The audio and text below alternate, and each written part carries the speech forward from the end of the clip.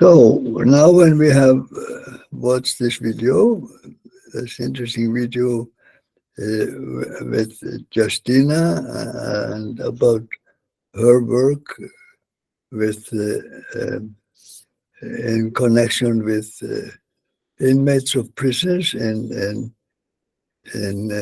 Kenya. How did you like it? How do you see the usefulness of this educating speeches she had in the video? Miniver, you can start. Yes, this is a good idea, and it was a very good video for us. It's very helpful. I have seen how Justina was working with the government and the children also coming to the schools where he's orienting those different groups. But for us here in Zambia, I remember the first time when I started the classes in 2003, the difference which is between that time and this time now. Though in the past, the children were understanding. They can pay attention to the teacher when the teacher is teaching. Because those days, children were not playful, maybe having different ideas in concerning to these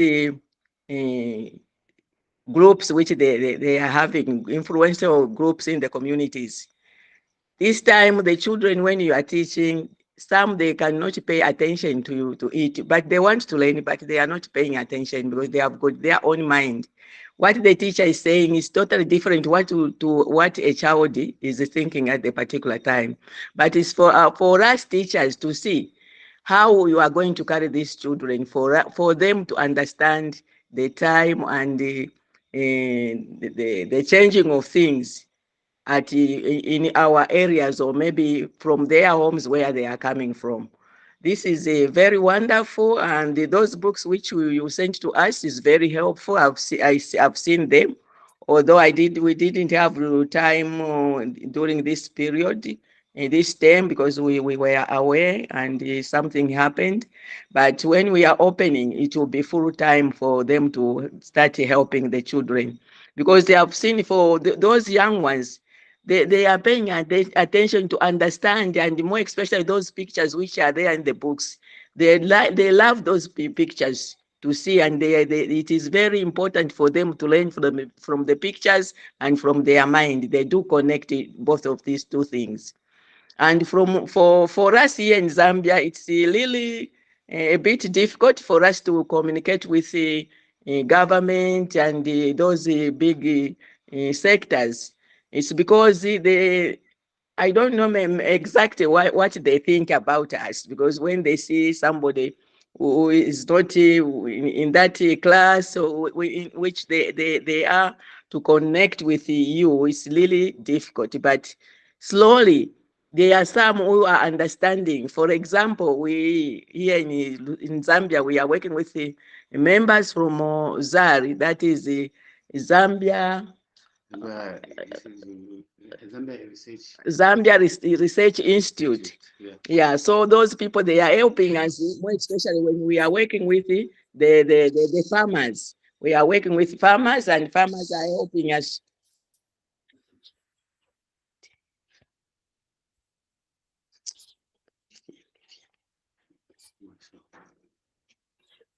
We do not hear you now. Yeah, something happened. Yes, okay. Carry on, please.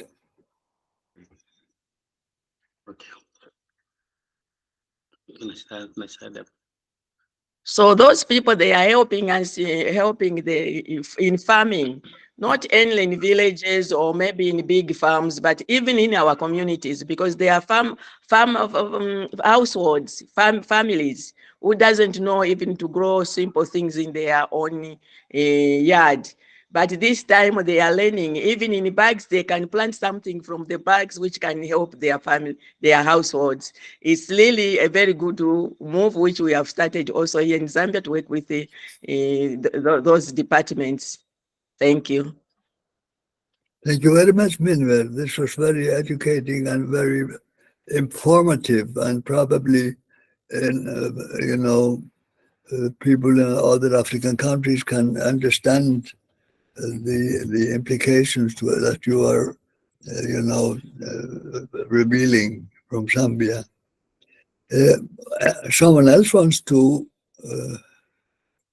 share? Yeah, Julius, actually, it's me, Paul, now coming in. Yes, please. Yes. I also want Please, Paul. Yeah.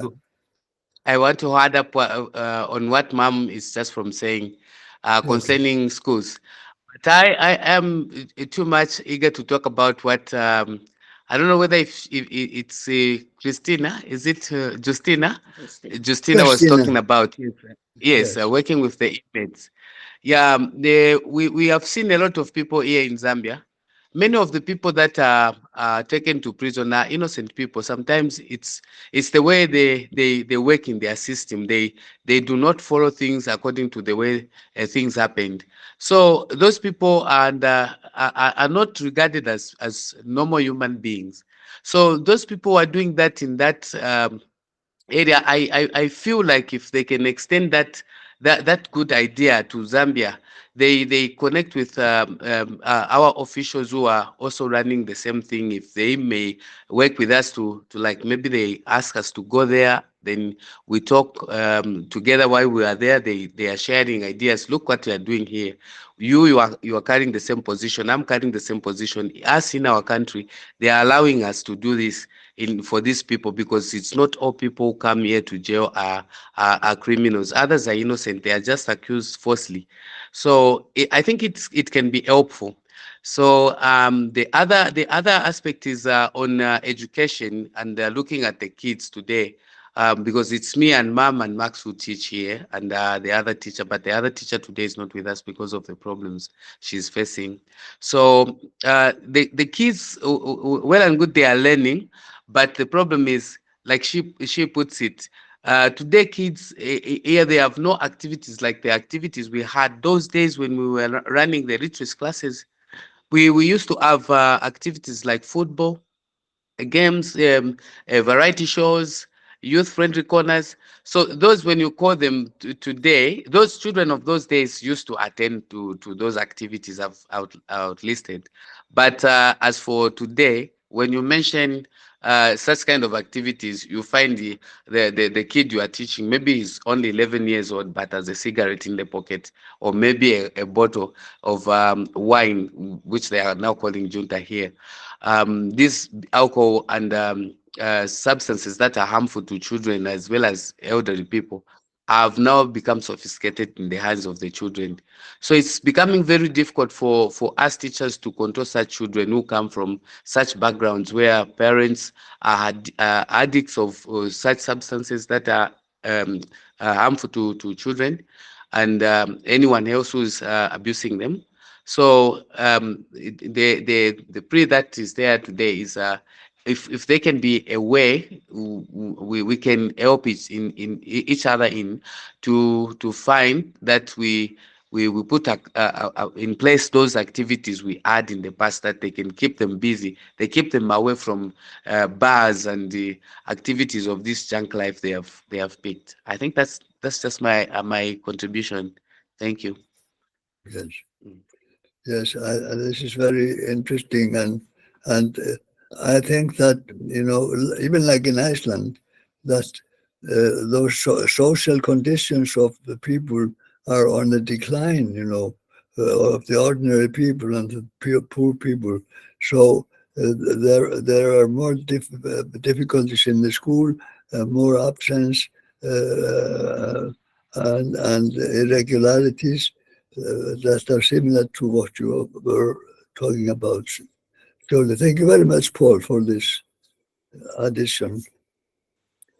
Thank you So very much. I appreciate. yes, so someone else wants to step in and and tell us what can be used from Kiteri, please. Yes, Welcome. hello Julius. Yeah, thank you so Yes. much. So actually whatever Madam Justina she's launching, whatever she's launching and the book, and it's actually something that is so good and it's knowledgeable because she's storing information that is going to be used by a lot of generations that are going to come, and it's going to reach a large target audience to listen to the message she has in her book. And it's something that is so good. It's something that needs a lot of support. And then I'm also happy that we have a planned activity and we have visitors who are coming from Iceland and they are coming to Kisumu. They are going to be received. But now I have a question or maybe a concern. Now, I think Justina as an ambassador, she's based in Mombasa. And then Dorothy is based in the Kisumu County. Those are two counties. And Kenya has around 47 counties. So what is the calendar, the breakdown calendar of events of the Kenyan team, so that you're going to incorporate all these activities that are going to happen as this team is coming, so that you make sure that all these other communal members or the people who are also doing some activities, they are part and parcel of the World Humanist Forum that is going to give a larger coverage to the Kenyan team, so that does not look like it's only you should not only be concerned about Kisumu County and maybe Mombasa. You can also be concerned about these other counties that are still passing through the same challenges, and then you break down, maybe you can break down the roles to other Kenyan team members so that these people can also help the senior team in activating all these activities so that they run in parallel, and then we see the fruits of the World Humanist movement. That is just my concern. Thank you so much. Thank you, Kiteri. This is a very nice concern to serve as many as possible in our projects as they go into action. But surely we cannot do all at once. But it's a good attitude to try to place as many seeds on our way as we can. And so thank you very much for your input. Welcome. So someone else wants to add?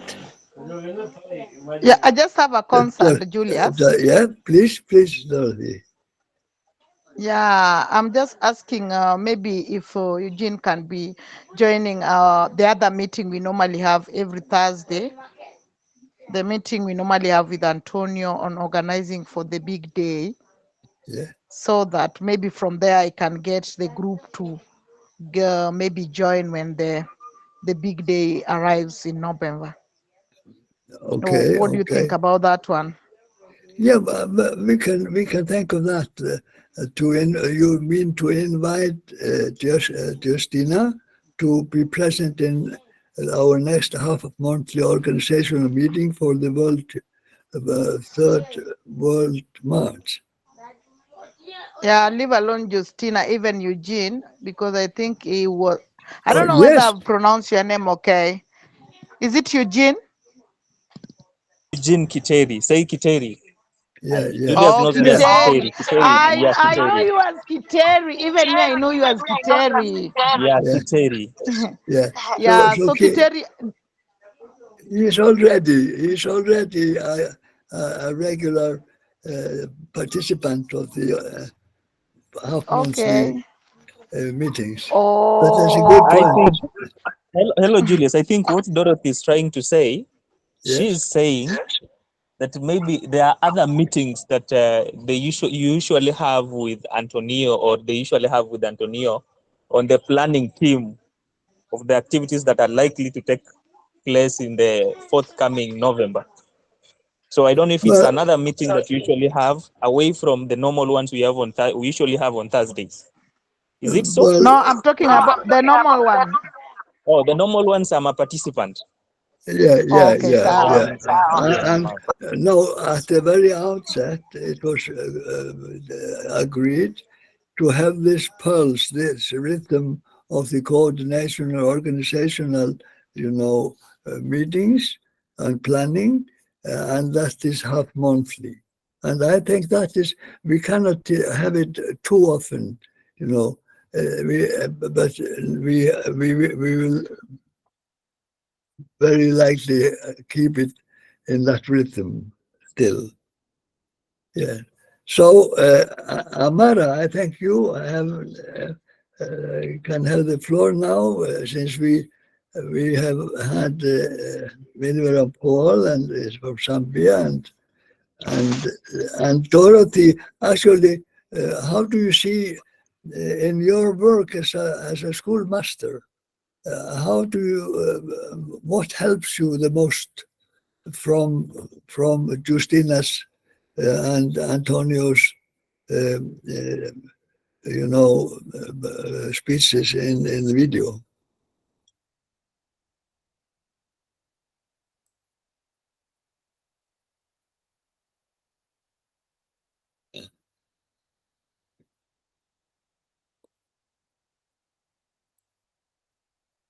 You are muted if you are trying to say something, Dorothy. Yeah. What is the core things you take from that meeting we had last Saturday? The meeting we had last Saturday with Justina and yeah, what I take from there is that we can implement it because the same system which Justina was talking, that when you want to implement such a program in Kenya, you have to incorporate with the government, and sometimes it's not easy. And when you come up as an organization, the private organization we normally call non-governmental organization, that is NGO, then it can be implemented easily as a co-curriculum education in school, because we normally even have things like debate in school. We have different clubs in school, so it can be introduced as a club in schools. So that is what I was thinking, if we are incorporating what we discussed on Saturday. That's very, very interesting. Yeah. Thank you very much, Dorothy. And now, Amara, you want to put in something into this exchange of what we take? Yes, hello. Yeah. Hello, Amara, please. Yes, all right, okay. Um, First of all, I want to thank you very much, Dad, for organizing this meeting. And I also want to take my time to thank Josina and Antonio for their great presentation. What they spoke in their presentation is very good. And I have learned two things from their presentation so far. From Antonio, I learned that we should value the concept of peace and non-violence. We should learn to accommodate peace and non-violence and humanism, because the world have suffered a lot in terms of violence and other inhuman activities. So I think it is time for a healing. And the humanism movement is on track, because taking a look at what is happening now around the globe, fighting from one country to the other, one country fighting another country. There is war almost everywhere.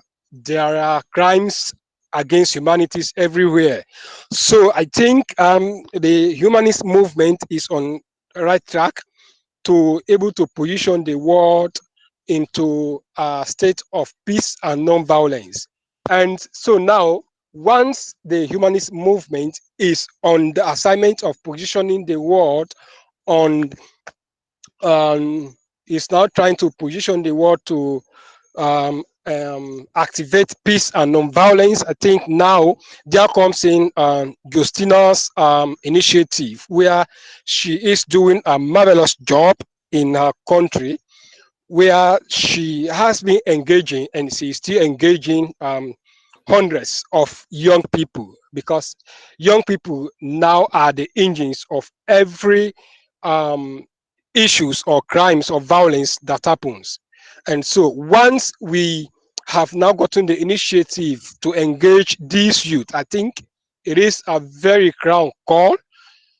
And the book she has prepared so far, which she is set to launch this in coming days soon, is very good. And I think once the book is being prepared in an African setting, my thought is that the book will be able to serve and fit into many other African countries. So it is a very big applaud to humanist movement once we have Justina on the team, and she has done a very great job.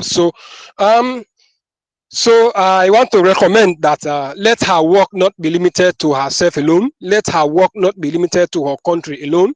Let her work not be limited to her initiative alone. It is now a time for us all to come together and look at what she has done, so that we can look at how we will be able to cascade what she has done into different countries across Africa, so that we'll be able to have young people engaged. So my take also is that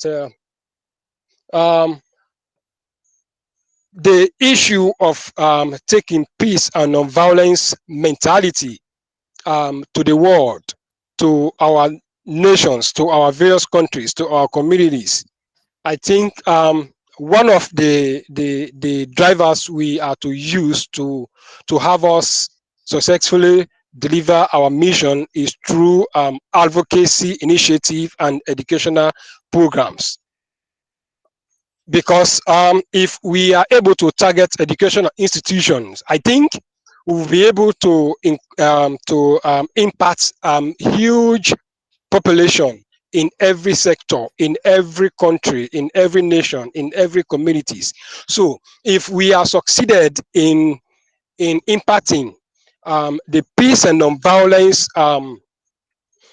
programs into the minds of hundreds, thousands, and billions of young people nowadays in their educational institutions, I think those students, those young people, those children will in turn serve as ambassadors in their communities, where they will now be in a better position to able to send the peace and non-violence strategies, mechanisms, and the importance of peace and non-violence in their communities, and as well as their individual homes.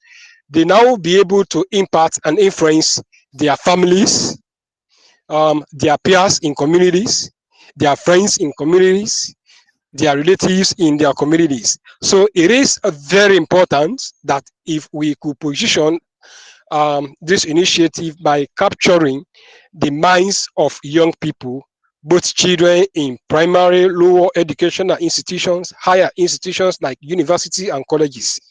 So, I look forward to receiving Justina's work, especially the book she has published, which she will be launching on the 17th of this month. I wish I would have known this, so that I'm just imagining that I will be on the Justina's launching ceremony. But it's okay. We'll be with her in the spirit, and we will pray for her that she will have a very successful launching ceremony, and she will make a greater impact so far. Thank you so much. Yeah, thank you very much, Amara, talking from Sierra Leone, and you are, you are a student in the university there, and you have already been starting to reach to network of universities in your country. So this will enhance your work, do you think? it can help you in your process?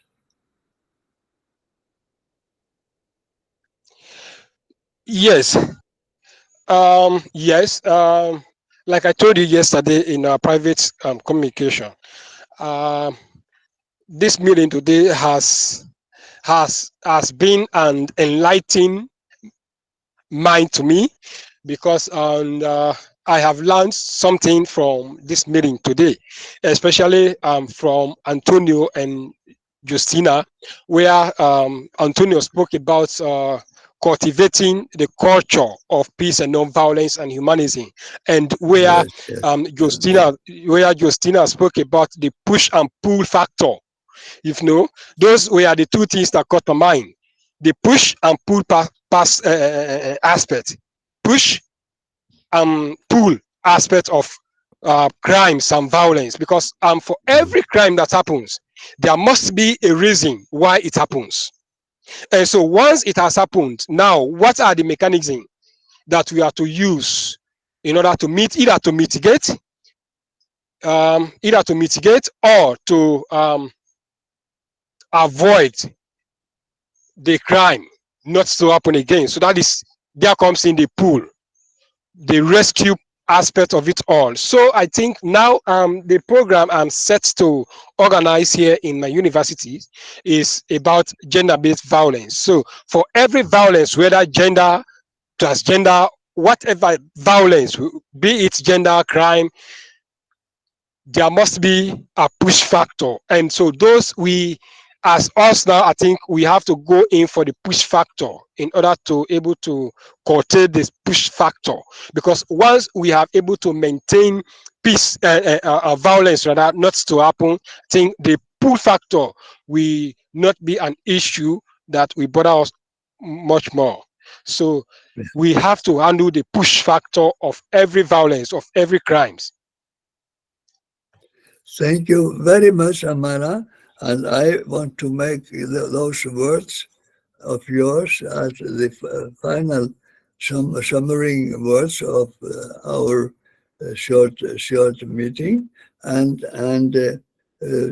talking about push factor, then I remember one of the principle of valid action that Silos has put forward in his doctrine, says something like, you do not solve the problems when you want to solve them, but when you understand them in the deepest roots. So this will be the final reference, and thank you very much for this, sharing of ideas after the video with Justina. So peace, force, and joy to all of you. Peace, Peace, force, force, and and joy joy to Peace, to you. force, you. and Yeah, yeah. Okay. And I will now proceed to stop the recording. Let's see here.